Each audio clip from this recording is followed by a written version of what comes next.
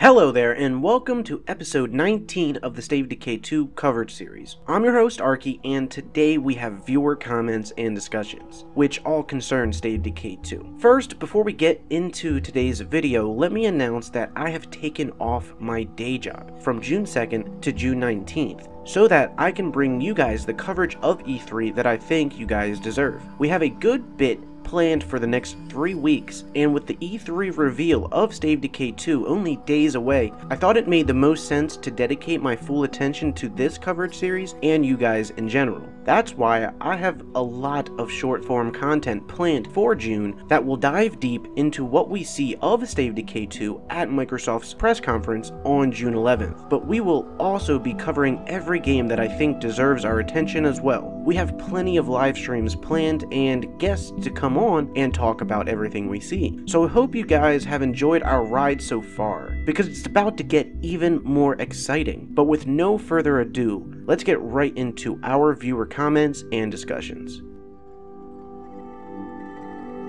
So our first comment comes from Troy Shield. I found it like a year ago. I loved it from the start. I always wanted a community type zombie game. I hate the zombie games that it just run around and shoot zombies. I put tons of time into it. Honestly, if they just fix the bugs, make a new map, and give us co-op, I will be completely satisfied. Well, Troy, I don't think you have to worry about too many more bugs due to Undead Labs creating State of Decay 2 off of Unreal Engine 4, which is a really stable game engine and doesn't suffer from the same types of bug issues and frame rate dips that the Cry engine had. And you also mentioned if they were to make a new map and give you co-op, you'd be completely satisfied. Well, you don't have to worry about there being a new map because there are 3 new maps the day it launches. So I think that's a really cool thing to look forward to, being able to explore 3 new areas that will most likely have a bit of environmental difference from each other. So I don't think you have to worry about the map situation. Now,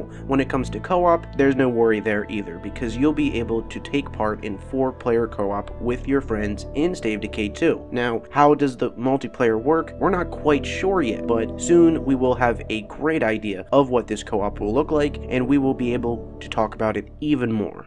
Our next comment comes from Ricardo Ramirez, and Ricardo says, "So For Honor has failed me, Mass Effect Andromeda has failed me. It's all up to State of Decay 2, which I believe will be the best game of the year for Xbox. I still play the original SOD regularly." Well, Ricardo, I know, For Honor failed me, so did Mass Effect, and I feel you there. State of Decay 2, for me and you, has a big role to play, because we want that game that will tide us over, and we want that new, fresh experience, and I think State of Decay 2 has the opportunity to bring that to us. Do I think it's going to be the best game for Xbox? I wouldn't put it past these developers to create an awesome game for an awesome platform, so we'll just have to see how it all folds, but I think it's going to fold the way we want it to. Our next comment comes from Phil Webster, and Phil says, "Something that would be cool is multiple followers. The max is 3 only during missions when taking an enclave home. It would be awesome if we have a specific task in mind and you know you'll need help along the way. Having access from 3, maybe 10 community members to squad up and follow you would be sweet. It would be a handful to keep safe, but that's the risk of it. You see Rick and his group from Walking Dead get picked off one by one when they are out together, or the episode when they're all walking all together moving to a new area. Just a thought. Let me know what you think." Well, Phil Webster, I'm gonna let you know what I think right now. So here's what I think about that. So since there is 4-player co-op, I would think that Undead Labs would want solo players to feel safe, well, not safe, but not as alone as you did in the first one. So if you're a solo player, I would expect you to be able to at least take 3 other community members into whatever journey you're taking part in. I would expect there to probably be a max of probably 3 followers, but who knows, there could be 10. That would be cool. I think it would be a handful though. Noelise97 says, "Will you do a streaming at E3? Well, Noelise, I will be doing a stream not at E3, but I will be doing a second screen experience with you guys live on YouTube. So you guys can come check out the second screen experience and watch E3 with me, and you can just have me playing in the background, and I'll be doing a live reaction of what we see at Microsoft's E3 2017. Our next comment is from K-Dog, and K-Dog says, "My son got me started on it on the 360 last year, plus Breakdown and Lifeline. Now I'm on Year 1 Survival Edition on the Xbox One platform. At age 50 something, I love this game. Can't wait for the second." Well, K-Dog, I'm so ecstatic about having someone that is in a totally different generation being able to connect with another generation through one single medium, and that is video games. And it's mind-blowing that video games allow from younger audiences to older audiences being able to mingle and mix and love something all together and not have that generational divide. So K-Dog, I'm happy that you're here and a part of this community, but I'm really happy that you're a part of the overall State of Decay community.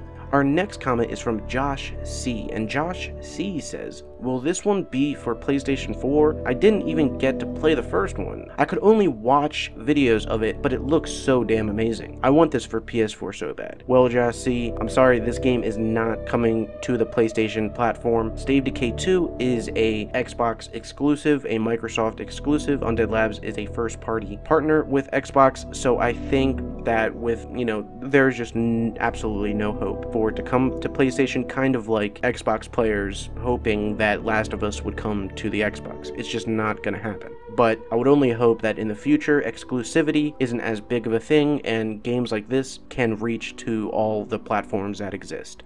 Our next comment is from DeBomb12. DeBomb12 says, "Keep up the good work. I came across this game completely by chance. When I first played this game, it gave me chills, but in a very good way. I really hope that SOD2 will be a well-known title. It makes me a little upset when none of my friends know about this game." So DeBomb12, this game also gave me chills the first time I played it, especially during nighttime in-game. But I also can agree with you about it making you a bit upset when none of your friends know about this game. I think a lot of people don't know about this game mainly because the first one in the franchise was a indie title that really didn't have much marketing behind it and was very unknown, but we all know that the first one was a great game, and we know what this second one is potentially going to bring to people's attention. Our next comment is from Original Juice, and Original Juice says, "I think a lot of the potential it could see boils down to how well SOD2 is presented and or exposed at E3. Hopefully the game gets highlighted and Undead Labs prepares a super nice reel of gameplay footage during the event. State of Decay was under the radar, and it still kind of is to some degree. However, if SOD2 is marketed properly as a AAA title, there is the potential for it to become a household name among gamers from all over the world. I think the key is mass exposure through various sources of media, including E3, and even a little advertising if the funding is available, because right now it's pretty much all you, Arky."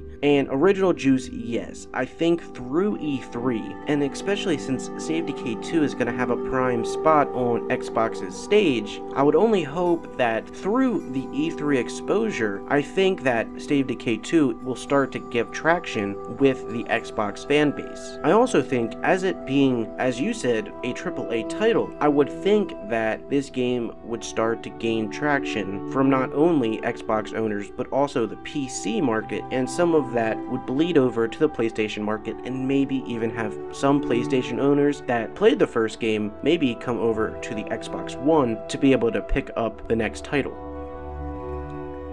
And I also think that through the mass exposure through various other sources like GameSpot and IGN would lend a hand to this game becoming more popular. But as of it being just me covering it, I think that is due to there not being much on this game besides that first trailer and from what we learned over at Undead Labs newsletter. So I think for right now, this game is under a shadow, and soon this game will be brought up into the spotlight that it deserves. So thank you so much, Original Juice, for that comment. That has been all the comments for today's video. So I hope you guys enjoyed that episode of the Save Decay 2 coverage series. We have a lot of content planned for this month. We also have a good bit of live streams that will be taking place every Wednesday of June, but also the special live stream that will be taking place on June 11th for Microsoft's E3 press conference, where we will be finally hearing that long-awaited release date for Save Decay 2, and we'll most likely be seeing some juicy gameplay. But before we go, let me thank this month's producers. So the current producers for the month of June are Terrible, Ty West, and Joe Ghost. To become a producer for the Arky Gamescast channel, all you have to do is donate to one of the live streams and you will become a producer for that month, and you will then be given producer status. So I hope I see a few of you during the live streams this month. I hope you guys enjoy what we're doing as of now, and I can't wait to see what happens. I'll see you guys in the next video. I love you guys. Peace.